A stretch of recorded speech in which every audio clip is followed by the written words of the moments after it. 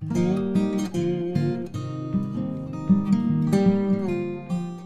you guys, it's me Laura with Scraps of Encouragement, and I am here with you today for 5 cards made with 1 stamp set, and these are all simple, easy cards in honor of the Random Acts of Kindness week that is happening right now. The Random Acts of Kindness Foundation is a small nonprofit that invests in making kindness the norm. That is their whole goal, and this week is set aside especially as an opportunity to do random acts of kindness every day and to share encouragement and cheer with those around you. So be sure to check out my blog post, and it will have all sorts of ideas, information, tips, tricks, and more about Random Acts of Kindness Week, as well as the Random Acts of Kindness Foundation. But for this video, I am going to show you how to make 5 cards using this one stamp set from Stampin' Up! It's Flourishing Phrases. This is a large stamp set. All the cards that I'm making today are going to be note card size, so 3.5 by 5 inch. I picked this size because it's easy to have a lot. You can hand them out, you can mail them, they're super versatile. So let's jump in and get started. I'm using my Stamparatus for all the cards that I'm doing today.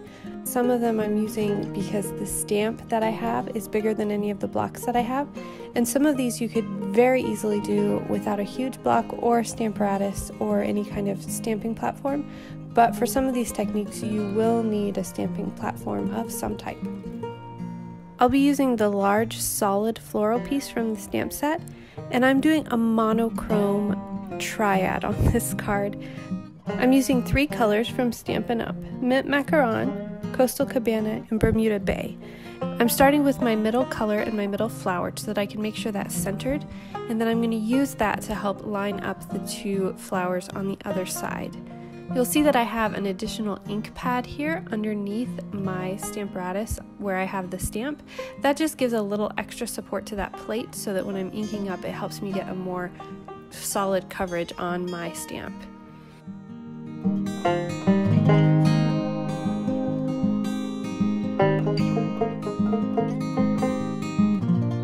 And here in this one on the end, I was having a really hard time getting a couple of those petals stamped solidly, so I just brought in my Bermuda Bay Stampin' Write marker and I filled those spots in. And when you fill them in at first, you'll be able to tell where you filled them in, but as the color kind of sinks into the paper, it all evens out and you can't tell anymore at all. Then I'm just going to use some black ink and stamp my sentiment here on the edge, and it says, "Thank you so very much." Here's a couple other ideas with different color schemes. Here I used some primary colors and I made them bold. On this one I used more pastel colors, but I added a strip of color on the bottom as well. So these are really fun, simple ideas, and these cards come together super fast. You can use any sentiment on them and use them for just about anything. For card number 2, I am using my Stamparatus. Now for this technique you must have some kind of stamping tool or else it's not going to work very well. So I'm starting with a light yellow. I'm using So Saffron here, and then I'm going to make this a dual toned flower. When I started, I picked a very light pink and it was not dark enough to really show much of a difference. When you're doing a technique like this, you need to remember that the colors are going to mix together, and so you really have to use really light colors with really dark colors to be able to see what you're doing. And it's a good idea to kind of play around with the colors on another piece of paper because the colors will change once they mix together. So I ended up going with my lovely lipstick for this one, and I'm going back onto my stamp and I'm coloring in the petals and the areas that I want to be darker, a more dramatic color difference. Now for this technique you can use any water-based marker. Make sure not to use alcohol-based markers, it will not work and it will ruin your stamps. But any water-based markers will do, and you can just color directly on that stamp wherever you want the color to be. And when you're all done with your coloring, you can reactivate the ink by huffing on it just before you stamp it. And because you've left the stamp on your stamping platform, when you stamp back down, it's going to go right in the same place and give this really fun dual tone effect. So I'm going to do this a couple more times, filling up this card front, leaving space for my sentiment.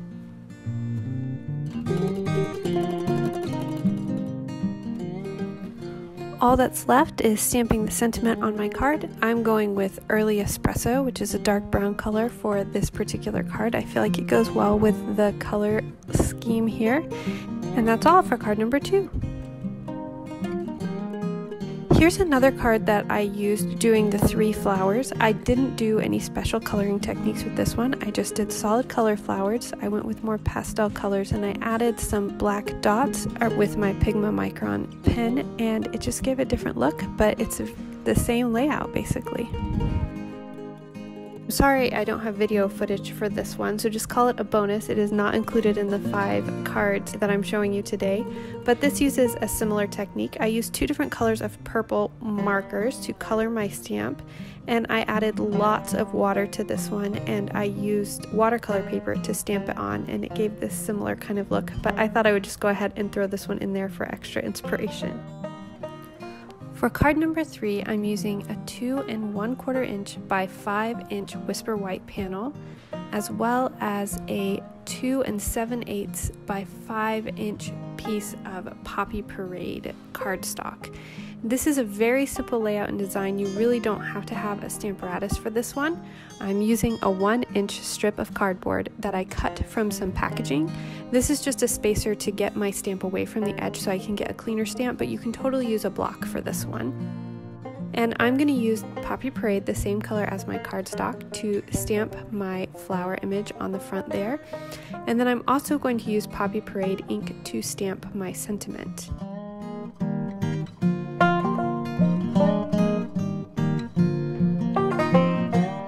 Then I'm going to color my flower with Wink of Stella. This is just going to give it extra sparkle and shine. You could completely skip this step if you want to, but I think it really makes this card pop, and I actually went over it a couple times. I let it dry and then I went over it again so that it would be extra glittery and sparkly.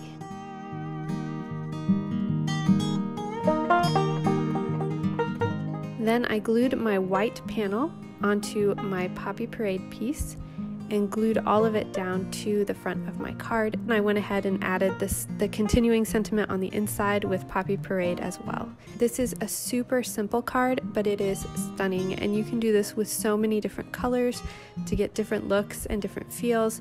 And this would really make an awesome set for you to give to someone as well. That is all for card number 3. For card number 4, I'm going to use this large floral outline image. I'm going to be coloring with alcohol markers, so I'm using my Memento Tuxedo Black ink, and I'm going to be using my Stampin' Blends to color it. I'm using dark Blackberry Bliss for the petals and dark shaded Spruce for the leaves. I'm keeping this really simple for this. I'm not doing any shading or really anything complicated at all. I'm going to finish this off by adding my sentiment and coloring in the petals of the flowers with my Wink of Stella shimmer pen to give it a little extra sparkle. And that is it for card number 4.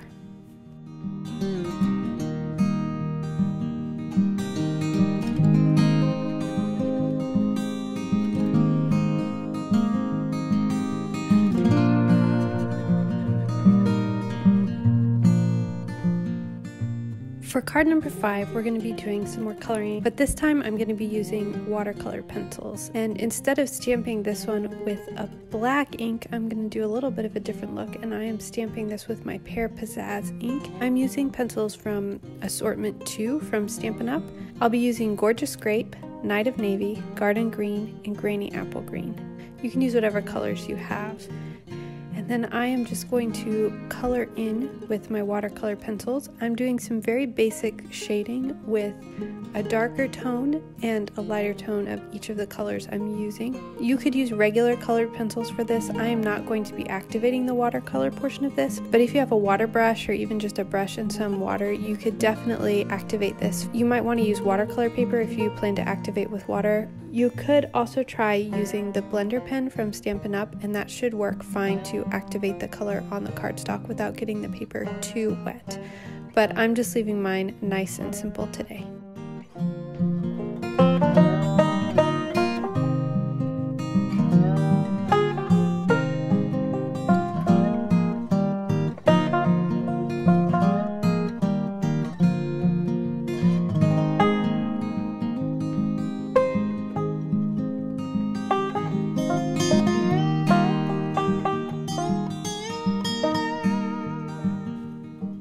have left to do is add my sentiment to the outside and the inside of this card, and that is all. Here's another example I did using pinks and a little bit brighter greens so that you can see how it can look with different color schemes.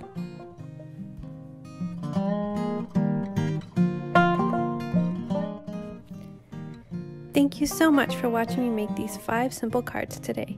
I hope you saw something that triggered your creativity and gave you ideas for quick and easy cards you can use this week for Random Acts of Kindness Week. Be sure to visit my blog, scrapsoфencouragement.com, where you can find links to all the products I used in today's video, as well as loads of ideas for making kindness the norm.